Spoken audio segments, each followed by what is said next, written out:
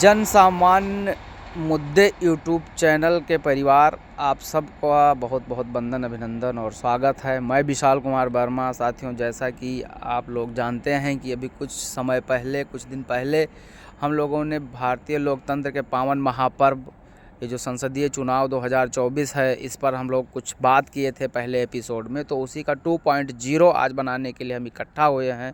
चूँकि पहले एपिसोड में 700 से अधिक साथियों का प्यार और सम्मान मिला है, तो उस एपिसोड में हमने बात किया था भारतीय लोकतंत्र में भारतीय नागरिकों की क्या भूमिका होनी चाहिए।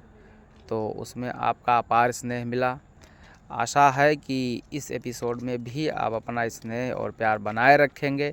इस एपिसोड में साथियों हम भाई दिलीप कुमार जी के साथ में चर्चा करेंगे कि भारतीय लोकतंत्र में हमारे भारतीय समाज की महिलाओं की क्या भूमिका होनी चाहिए।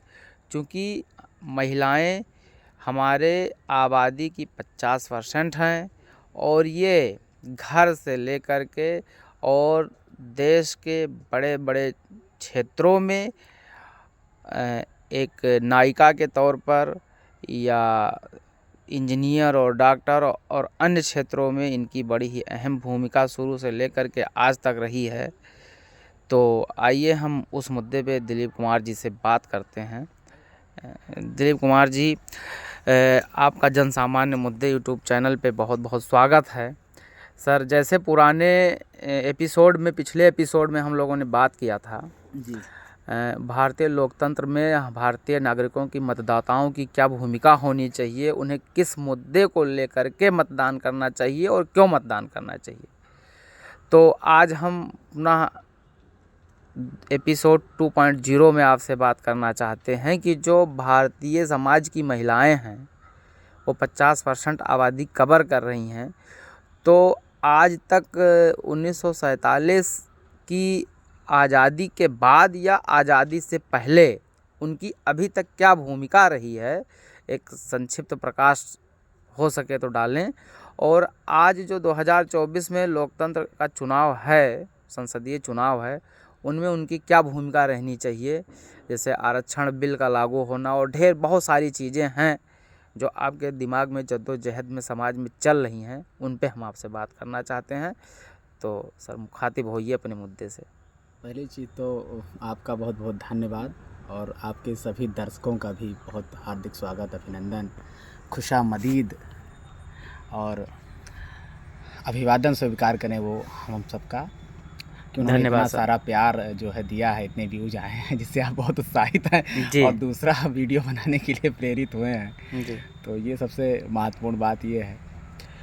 जहाँ तक जो प्रश्न है आपका कि महिलाओं की क्या भूमिका है भारतीय लोकतंत्र में जी, तो सबसे आसान और सरल बात जो सबको समझ में आनी चाहिए वो ये है कि महिलाओं की भी उतनी ही भूमिका है जी इस देश की शासन व्यवस्था में, इस देश के प्रगति में, इस देश की समृद्धि में जी, उन्नति में, जितनी की पुरुष की है जी। बिल्कुल, ना 1% कम ना 1% ज़्यादा जी। जैसे अभी आप ये साइकिल सामने खड़ी हुई है जी, तो इसका इसके दो पहिए हैं।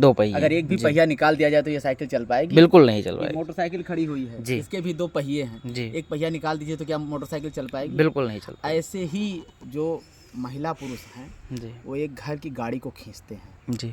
व्यक्ति से घर बनता है, घर से परिवार बनता है, घर, परिवार, समाज, देश जी, ये सारी चीज़ें उतनी ही भूमिका है महिलाओं की जितनी की पुरुषों की है जी। वो किसी भी मामले में कम नहीं है जी। रही बात लोकतंत्र की कि लोकतंत्र में क्या भूमिका है जी, तो आप देखेंगे कि लोकतंत्र में उतना ही महिलाओं को अधिकार दिया गया है जी, जितना पुरुषों को अधिकार दिया गया है जी। जितना महत्व वोट के पुरुष का है उतना ही महिला के वोट का भी महत्व है जी।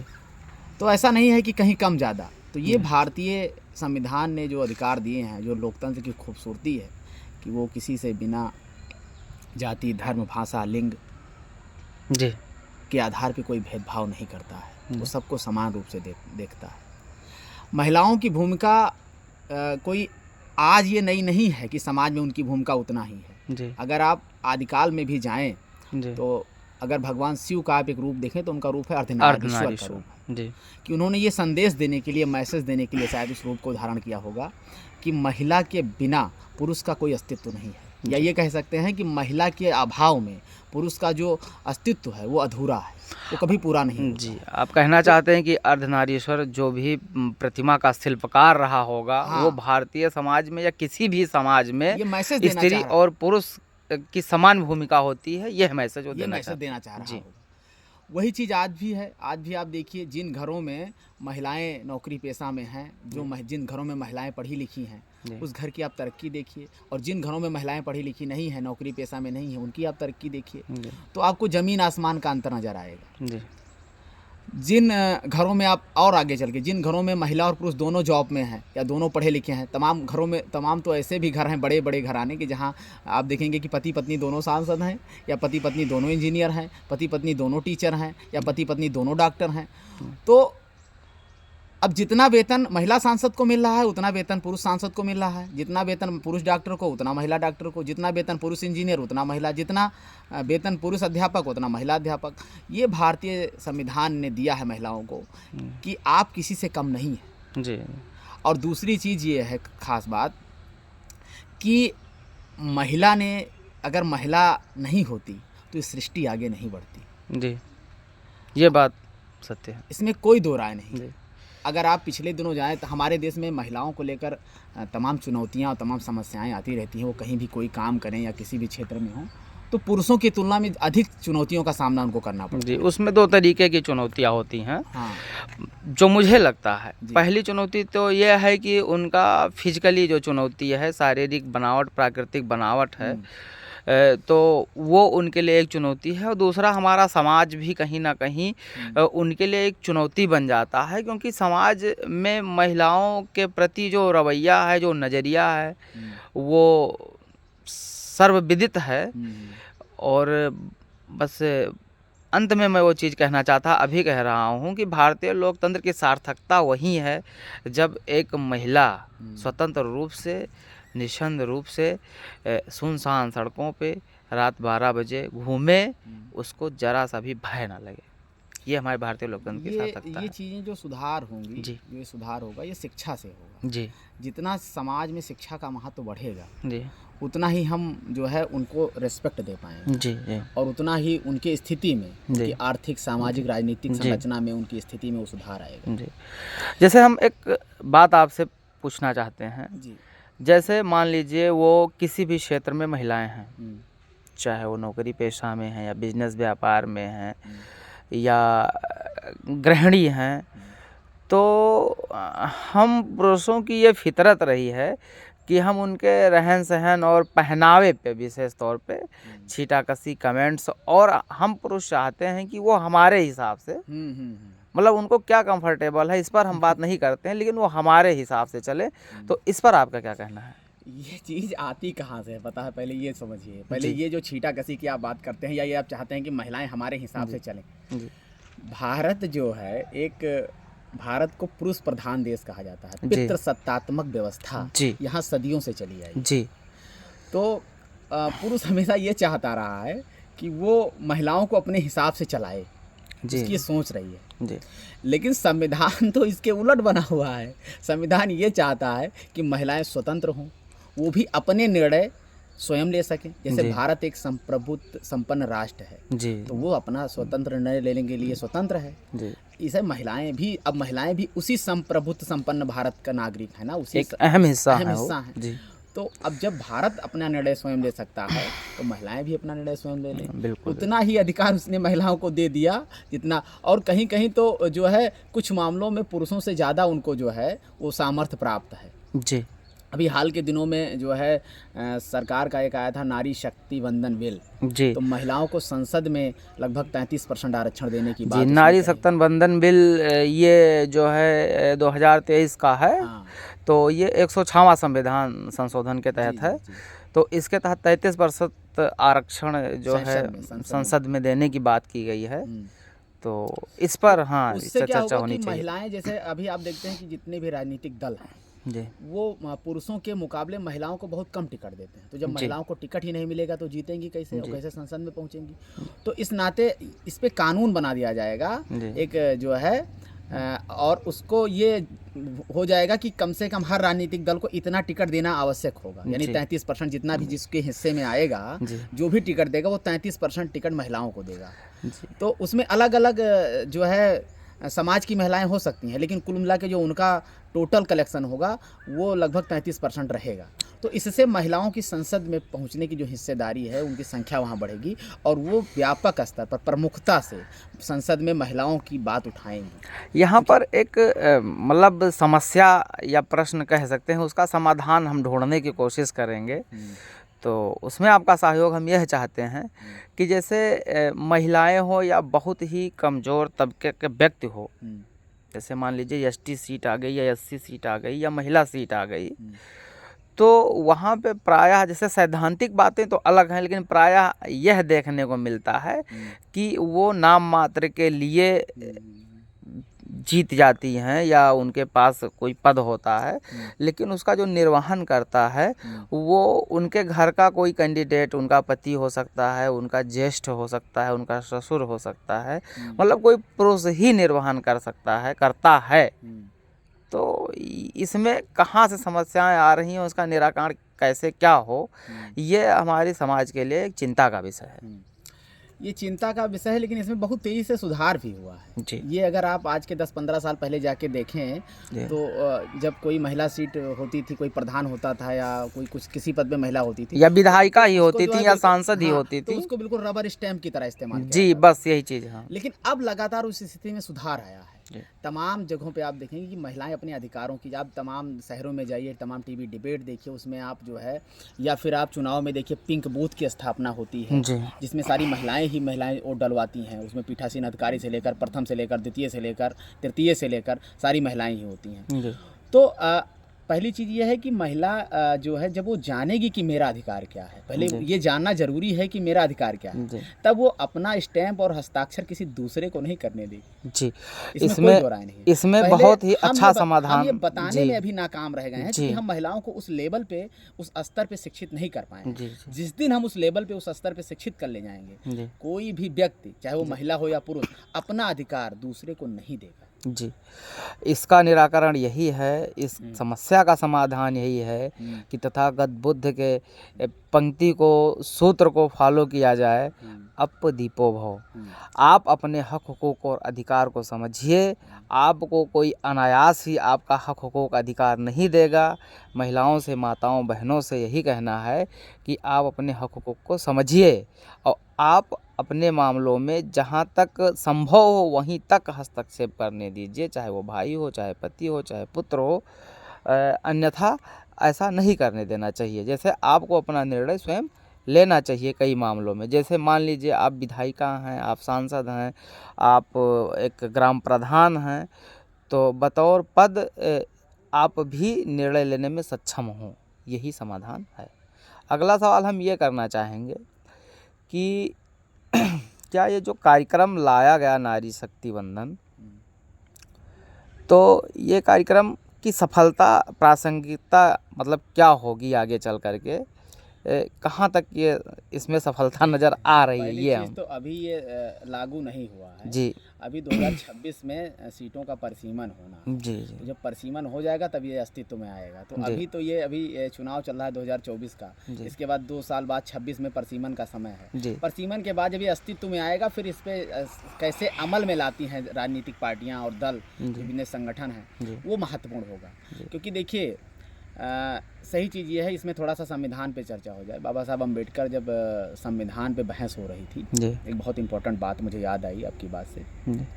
बहस के दरमियान तमाम लोग जो उस कमेटी में थे, जो उसमें सदस्य थे, उन लोगों ने तमाम क्रॉस क्वेश्चन किए थे। उसी में से क्वेश्चन आया था, किसी ने पूछा था बाबा साहब अम्बेडकर से कि आप कैसे कह सकते हैं कि ये संविधान भारत के सामाजिक, आर्थिक, राजनीतिक उन्नति में एक महत्वपूर्ण भूमिका निभाएगा। बाबा साहब ने उन प्रश्नों के जवाब में एक बहुत ही शानदार जवाब दिया था, जो आज भी तमाम जगहों पे आपको मिल जाएगा, उनकी किताबों में और तमाम संविधान सभा की भाषणों में। उन्होंने कहा कि कोई भी संविधान कितना भी बुरा क्यों ना हो, जी, अंततः वो अच्छा साबित होगा यदि उसको इस्तेमाल करने वाले लोग अच्छे हों। जी, और कोई भी संविधान कितना अच्छा क्यों ना हो, जी अंततः वह बुरा साबित होगा यदि उसको इस्तेमाल करने वाले लोग बुरे हों। जी इसीलिए राजनीतिक दलों की भूमिका और जी उसके जितने भी लोग हैं उसको आप संदर्भ में लाए बिना या उसको महत्व में लाए बिना संविधान पे कोई भी टिप्पणी करना या कोई भी बयान देना मेरे विचार में व्यर्थ है। एकदम सत्य तो बात। सही चीज़ तो ये है कि कानून अगर अच्छा है जी और उसका इस्तेमाल करने वाला व्यक्ति बुरा है हम्म, तो वो बुरा कानून बन जाता है। आप जी दहेज उत्पीड़न के मामले में देखिए, जी तमाम कानून महिलाओं को सुरक्षा प्रदान करने के लिए, बहन बेटियों को सुरक्षा प्रदान करने के लिए बनाए गए हैं दहेज उत्पीड़न। तो क्या समाज में उसका दुरुपयोग नहीं होता है? बिल्कुल तमाम ऐसे भी केस आते हैं कि लोग गलत तरीके से मुकदमा लगवा देते हैं और एकदम वो से सामने वाला परिवार झेलता है, सही है। तो उसका दुरुपयोग भी हो जाता है। जी तो इसकी गारंटी डिपेंड करती है मनुष्य के व्यक्तित्व पे, विवेक पर। पे, उसकी जी ईमानदारी पे, उसकी भ्रष्टता पे, जी कि वो भ्रष्ट है कि ईमानदार है, वो नैतिक है अनैतिक है, जी उस पर डिपेंड करती है। फिर कानून का सदुपयोग और दुरुपयोग निर्भर करता है जी कि वो सही तरीके से इस्तेमाल होगा या अगर अधिकारी गड़बड़ है तो भी कानून का दुरुपयोग हो जाएगा। जी बिल्कुल सर। तो ये हमारे आपके नैतिक और अनैतिक विचार पे निर्भर करता है। राज्य की नीतियाँ कैसी भी हों, बहुत अच्छी हों, लेकिन लागू करने वाले की नियति कैसी है, इस पर निर्भर करता है कि हमारी नीतियाँ कहाँ तक सफल होती हैं।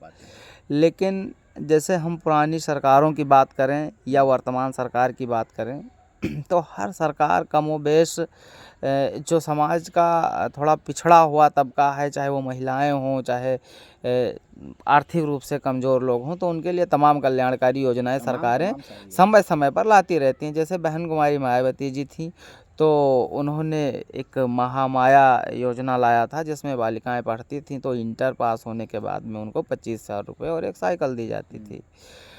अखिलेश यादव जी के समय की बात की जाए तो उन्होंने तो एक अच्छा काम किया, 1090 दिया, वुमन पावर लाइन दिया, एक चौराहा ही राजधानी में बनवा दिया उस नाम से। तो महिलाओं के सशक्तिकरण के लिए उनकी बहुत अच्छी भूमिका रही। और मौजूदा सरकार की हम अगर बात करें तो मौजूदा सरकार ने तो 33% आबादी बढ़ाने के लिए संसद में उन्होंने नारी शक्ति वंदन, एक बृहद कार्यक्रम है, पढ़े बेटियां बढ़े बेटियां, पढ़े बेटियां बढ़े बेटियां, बहुत अच्छा नारा है। और पढ़े बेटियां बढ़े बेटियों से हमें याद आया कि आखिर ये नारा देने की ज़रूरत क्यों पड़ी। जी इसका जो संदर्भ है बहुत महत्वपूर्ण है। जी भारत का एक बहुत ही महत्वपूर्ण राज्य है हरियाणा। जी वहाँ पे लड़कियों की जो लैंगिक असमानता जी की जो दर थी वो लगातार बढ़ रही थी। जी जब 1000 लड़के पैदा होते थे उस राज्य में तो 800 सवा 800 के करीब वहाँ लड़कियाँ पैदा होती थी। सेक्स रेशियो बहुत ही तेजी से घटा बदतर स्थिति और में थी। ये एक जो है बहुत ही जो है दयनीय स्थिति थी। जी उससे निकलने के लिए, ऐसी जी। दयनीय स्थिति से निकलने के लिए, क्योंकि भाई आप बताइए कि अगर 850 बेटियां या सवा 800 बेटियां पैदा हो रही हैं, 1000 लड़के पैदा हो रहे हैं, तो जो 1.5 पौने 200 लड़के बच रहे हैं उनकी शादी कैसे होगी? एकदम सही वो तो बात। कुंवारे ही रह जाएंगे। ये चीज़ लेकर के बच्चों ने जो है, युवाओं ने जो है, तब जाके जी। जो हमारे देश के मौजूदा प्रधानमंत्री हैं यशस्वी नरेंद्र मोदी जी, तो उन्होंने वहाँ पे नारा दिया जब उनकी सरकार बनी 2014 में, तो वो गए और उन्होंने पढ़े बेटियां बढ़े बेटियां या बेटी बचाओ बेटी पढ़ाओ जी इस जो ये नारा दिया, ये इतना प्रासंगिक और इतना मतलब प्रगतिशील साबित हुआ जी कि तमाम स्तर पे इसमें सुधार हुआ है। हरियाणा जैसे राज्य में जहाँ स्थिति बहुत ख़राब हो गई थी, बिल्कुल लग रहा था कि अब ये रसातल में पहुँचने वाली है, तो वहाँ में भी लगातार सुधार हुआ। और वहाँ से आप देखिए कि हरियाणा जैसे राज्य से जहाँ बेटियों की, वहाँ से जितने भी गोल्ड मेडलिस्ट हैं, जी चाहे वो तमाम लोग हैं, नाम किसी एक का लेना ठीक नहीं है, बहुत सारी महिलाएं हैं और तमाम राज्यों से हैं, लेकिन हरियाणा में उसकी औसत ज़्यादा है। जी, चाहे वो ओलंपिक में हो या हाँ, वो कुश्ती के लिए और दौड़ के लिए तमाम सारे क्षेत्रों में मेडल लेकर आई। और उसका सुधार आप देखिए कि उसका उस नारे का जो प्रभाव है वो अंत में एक सकारात्मक तरीके से साबित हो।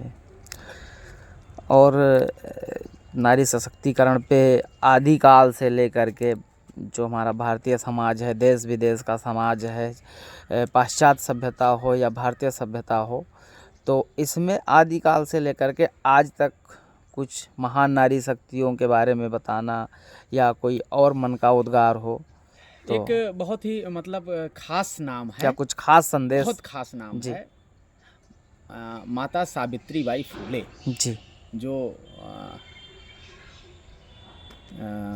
फूले जी की पत्नी थी, ज्योतिबा फुले साहब की पत्नी थी। तो उन्होंने उनको पढ़ाया, क्योंकि भारत में महिलाओं की जो शिक्षा में जो स्थिति थी बहुत ख़राब थी, बहुत बेकार थी। जी तो उन्होंने पहले अपनी पत्नी को पढ़ाया, वो पढ़े लिखे, जी और उन्होंने अपनी पत्नी को पढ़ाया, और बाद में उन्होंने जो है महिला के लिए स्कूल खोला और अपनी पत्नी को वहाँ टीचर के तौर पे रखा। जी तो सावित्रीबाई फूले ने महिलाओं को पढ़ाने के लिए, बालिकाओं को पढ़ाने के लिए काम करना शुरू किया। जी ऐसा कहा जाता है कि जब वो जाती थी महिलाओं को पढ़ाने के लिए, तो जो महिला शिक्षा के विरोधी थे जी वो लोग उन पे गोबर और कीचड़ फेंकते थे रास्ते में। जी उसका जो है उन्होंने तोड़ निकाल लिया था उस चुनौती से लड़ने के लिए। उन्होंने अपना हिम्मत नहीं खोया, आपा नहीं खोया, और उन लोगों से उलझती नहीं थी, बल्कि वो कीचड़ फेंकते थे तो वो कीचड़ लगा के स्कूल चली जाती थी, और अपने बैग में एक और साड़ी लेकर रखे जाती थी, धोती। वो वहाँ वो साड़ी निकाल देती थी और दूसरी साड़ी पहन लेती थी, और फिर वो अपने काम में जुट जाती थी। उनके द्वारा किए गए प्रयासों का परिणाम ये है कि आज भारत में महिलाएं जी बड़े बड़े पदों पे हैं, और मौजूदा समय में जो हमारी राष्ट्रपति महोदया हैं, महामहिम राष्ट्रपति, जी वो भी महिला हैं, और उससे पहले भी हमारे देश की प्रधानमंत्री महिला बन चुकी हैं, उससे पहले भी एक और महिला हमारे देश की राष्ट्रपति रही हैं। जी तो ये सब और तमाम बड़े क्षेत्रों में, शिक्षा में, स्वास्थ्य में, जी पर्यटन में जी और उड्डयन में, जी तमाम क्षेत्रों में, विभागों में आप जाएंगे देखेंगे तो महिलाओं की एक बड़ी भूमिका है, जी और तमाम विभागों में वो सेवा दे रही हैं। जी और यदि लगातार यदि वो आगे बढ़ रही हैं। अग्निपुत्र डॉक्टर APJ अब्दुल कलाम साहब हैं, हाँ, तो हमारे पास अग्निपुत्री भी है। अग्निपुत्री भी है, जी ये बहुत बड़ी बात है। जी और अब इस बातचीत को मैं बहुत लंबा ना बढ़ाते हुए एक बात यही कहूँगा महिलाओं के बारे में जी अग्निपुत्री कि- टेसी थॉमस जी की। हाँ, जी कि कोमल है, कमज़ोर नहीं है, जी। शक्ति का नाम ही नारी है, जी जग को जीवन देने वाली, जी मौत भी तुझसे हारी है। जी। किसी अज्ञात ने कहा है कि महिला अगर किसी कीड़े मकोड़े की शक्ल में तख्लीक हुई होती, तख्लीक का मतलब है मेड इन नेचर, जी जो कुदरत ने जिसे बनाया हो, जी महिला किसी कीड़े मकोड़े की शक्ल में अगर तख्लीक हुई होती जी तो वो तितली होती, वाह वाह बहुत खूबसूरत। और महिला किसी पशु की शक्ल में अगर चौपाया की शक्ल में तख्लीक हुई होती जी तो हिरण होती। बहुत सही जी महिला किसी पक्षी की शक्ल में अगर तख्लीक हुई होती जी तो वो मोर होती। वाह सर। लेकिन महिला जो है वो इंसानी शक्ल में तख्लीक हुई, तो आज वो माँ है, आज वो बेटी है, आज वो बहन है, आज वो पत्नी है, और वो जिस भी रूप में है जी वो शानदार है, और जहाँ भी है जी वो उसकी कोई मिसाल नहीं है दुनिया में, वो बेमिसाल है। जी और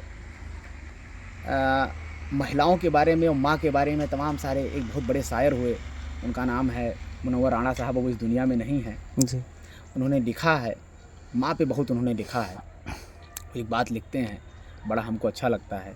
वो कहते हैं कि किसी को, क्योंकि महिलाओं के जितने भी रूप हैं उसमें माँ का रूप शायद सबसे ज़्यादा खूबसूरत है, जी जी बिल्कुल बिल्कुल और माँ आपकी पहले शिक्षिका भी होती है, जी और शिक्षक का रूप और भी बड़ा है, बड़ा वजनदार है, जी और प्लस जब माँ शिक्षिका के रूप में हो जी और ज़्यादा भारी भरकम हो जाता है। जी तो कहते हैं कि किसी को घर मिला हिस्से में, या वाह, कोई वाह। टुका आई, जी मैं घर में सबसे छोटा था, मेरे हिस्से में माँ आई। वाह सर बहुत खूब।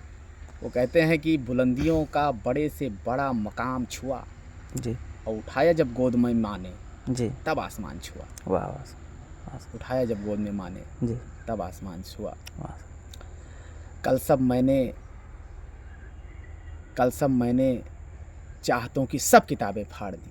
वाह सर कल सब मैंने चाहतों की सब सब किताबें किताबें फाड़ दी, जी बस एक कागज़ पे लिखा शब्द माँ रहने दिया। वाह सर बहुत खूब। तो ये जो सारी चीज़ें हैं महिलाओं के बारे में, हमें महिलाओं को उतनी ही शिद्दत से पढ़ाना चाहिए जितनी जी। कि हम अपने घर के बेटों को पढ़ाते हैं, उतनी शिद्दत से बेटियों को पढ़ाएं। जी। हम लोग तो यही मैसेज देते हैं जी कि बेटी बेटा एक समान, उसको भी उतनी ही शिद्दत। पहले क्या होता था कि लोग ये सोचते थे कि अरे बेटा है तो उसको पढ़ाएंगे, बेटी को नहीं पढ़ाएंगे, बेटी तो अपने घर चली जाएगी, लेकिन ऐसा नहीं है। अब बेटी भी उतना ही आपको जो है जी कमा के देगी, उतना ही वेतन पाएगी अगर सफल हो जाएगी कि जितना आपका बेटा पाए। जी और वो आपका गृहस्थ भी संभालेगी, हाँ। आपकी पीढ़ी भी बढ़ाएगी, आपके ईवान को पढ़ाएगी भी, और नौकरी पेशा करके आपके आमदनी में चार चांद भी लगाएगी। जी तो यही बात समाप्त किया जाए या कुछ और भी? महिलाओं के बारे में जैसे जितना भी कहा जाए उतना ही कम है। कहोगे आप कम है। जी और उसकी जो कथनी है वो कथनीय है, उसका जी। आप कितना भी महिमा मंडन कथनीय। करोगे, जी, कम ही है। शब्दों का कोई वो नहीं है। जी, जैसे 3 चीज़ों के बारे में आप कितना भी वर्णन करें, आप नहीं कर सकते। पहला, आप गुरु की महिमा मंडन नहीं कर सकते। जी, उसके लिए आप कुछ भी करें, जी, कितना भी आपके पास शब्द भंडार हो, जी। आप उसको पूरा नहीं कर सकते। बिल्कुल, बिल्कुल सर। तमाम सारे ग्रंथ, किताबें, पुराण सब भरे पड़े हैं। जी, ऐसे महिलाओं के बारे में भी आप कितनी भी बातें कहिए, जी, उनकी महानता इतना ज़्यादा है, जी, हाँ, कि आप थक जाएँगे, जी, आपकी उम्र ख़त्म हो जाएगी, जी, लेकिन आप उसको पूरा नहीं कर पाएँगे। जी, तो अकथनीय है। हमें शिक्षा में बढ़ना है, तो बिना महिलाओं के हम आगे नहीं बढ़ सकते, हमारा देश आगे नहीं बढ़ सकता। जी, एक मैं बाबा साहब की एक बहुत ही बढ़िया स्टेटमेंट को यहाँ कोट करूँगा इस बात के अंतिम में। उन्होंने कहा है, जी, बाबा साहब अम्बेडकर भारतीय संविधान के निर्माता थे और महिलाओं को अधिकार देने के लिए हिंदू कोड बिल जब आया था तो महिलाओं को अधिकार देने के लिए लड़े, और जी, जब अपनी बात नहीं मनवा पाए थे तो इस्तीफा भी दे दिए थे जी उस सर, समय। बिल्कुल, इतिहास है। कानून मंत्री थे, इतिहास जी, गवाह है। जी, बाबा साहब अम्बेडकर कहते हैं कि किसी भी समाज के प्रगति का मूल्यांकन जी, हम उस समाज में महिलाओं की क्या स्थिति है क्या इससे सहराई? मापते जी, हैं। जी, बिल्कुल, बिल्कुल, एकदम सत्य। तो इससे महत्वपूर्ण स्टेटमेंट हमें लगता है महिलाओं के बारे में नहीं है। कहीं और वो नहीं है। हमेशा ये चाहते थे जी, कि महिलाएं पढ़ें लिखें, तरक्की करें और देश की व्यवस्था में जो भी चीज़ें हैं, शासन जी, सत्ता, शिक्षा, संस्थान, उसकी आधी भागीदार बने, हिस्सेदार बने। जी, ये उनका जी, सपना था। जी, और इसी सपने को साकार करने के लिए जी, मौजूदा जिस भी राज्य में जिस भी दल की सरकारें हैं, जी, मैं किसी को नहीं कहूँगा, सब लोग जो है अच्छे से काम कर रहे हैं और सब लोग महिलाओं को आगे बढ़ाने के लिए प्रयासरत हैं। प्रयासरत हैं। ज़रूरी ये है कि ये प्रयास निचले स्तर से हर घर से होना आवश्यक है, ये हर तब घर से। जाके जो है सरकारें भी बेहतर कर पाएंगी। बिल्कुल, क्योंकि बिल्कुल। एक आदमी के खाली 2 आदमी के प्रयास करने से कुछ नहीं होगा। जब जी, सब लोग मिलकर प्रयास करेंगे जी, और एक सामूहिक प्रयास जब होगा, तब हम वहाँ पहुँचेंगे जहाँ हमारी वास्तविक जगह है और जी, जहाँ हम महिलाओं के साथ अपने देश को ले जाएंगे। जी, और जब महिला और पुरुष दोनों मिल के काम करेंगे तो वास्तव में भारत एक समृद्धशाली, समुन्नत, सुसंस्कृत और जो विश्व गुरु के दर्जे वाला राष्ट्र है, तब ये बन पाएगा। बिल्कुल और सर, ये बिना महिलाओं के नहीं बन पाएगा। ये मैं बार बार फिर कह रहा हूँ। जी, इस नाते हर हाल में आप जी, बेटियों को स्कूल भेजें, बेटों के साथ। जी, बहुत बहुत बिल्कुल, धन्यवाद। जी। जन सामान्य मुद्दे के परिवार, आप सब बहुत ही धैर्य बना करके पूरे डिबेट को आपने सुना, इसके लिए आपको बहुत बहुत धन्यवाद। दिलीप कुमार जी, आप बहुत ही सरल, सौम्य और मधुर भाषा में वार्तालाप किए और तमाम जानकारियां साझा की, इसके लिए आपको बहुत बहुत धन्यवाद। और थोड़ा सा 1 आध मिनट में हम कुछ कहना चाहेंगे। साथियों, कोई भी देश हो, कोई भी समाज हो, महिलाओं या कोई भी पुरुष हो, जैसे कि कहा जाता है कि कहा गया है कि किसी भी पुरुष के डेवलपमेंट में, विकास में, आगे बढ़ने में, उन्नति में महिला का, किसी न किसी महिला का हाथ होता है। तो आदिकाल से लेकर के ही यहाँ तक कि तो हमारी जो सैंधव घाटी सभ्यता थी, जो सबसे प्राचीनतम सभ्यता थी, ये विश्व की सबसे प्राचीनतम सभ्यता थी, वो मात्र ये बड़ा सत्तात्मक थी। फेमस है, जी, अक्सर सुनने को मिलता है जी, कि किसी भी सफल पुरुष के पीछे किसी न किसी महिला का हाथ होता है। तो मात्र सत्तात्मक सत्ता ही थी, माताओं के हाथ में ही सत्ता थी, माताएं ही घर की अभिभावक हुआ करती थी। माननीय अखिलेश जी ने तो जब राशन कार्ड बनवाना शुरू किया तो मुखिया जो है महिलाओं को फिर से बनाना शुरू किया था। तो वो अच्छी चीज़ें हैं, जो अच्छी चीज़ें कोई भी सरकारें करती हैं तो उसको कहने में कोई गुरेज नहीं है। हमारी ये वर्तमान सरकार भी अगर नारी शक्ति बंधन कार्यक्रम लाई है तो वो भी अच्छा है। और हम और प्राचीन काल में आते हैं, फिर वैदिक काल में आते हैं तो गार्गी, अपाला, लोभ मुद्रा जैसी जो है तमाम विदुषी महिलाएं हैं जो पुरुषों के समकक्ष हैं, बैठती हैं और यज्ञ में शामिल होती हैं। और लेकिन थोड़ी सी स्थिति गड़बड़ होती है जब हम गुप्त काल में आते हैं। तो गुप्त काल में यहाँ तक लिखा मिलता है कि महिलाएं असूर्पस्या मतलब वो घर से बाहर नहीं निकल सकती है। उनके पाँव में पायल पहना दिया गया है, कान में झुमके पहना दिया गया है और तमाम चीज़ें वहाँ पे लिखी हुई मिलती हैं कि मतलब उनको सूरज की रोशनी भी नहीं पड़नी चाहिए। ऐसे ही कई धर्मों में तमाम हैं, कमियां हैं।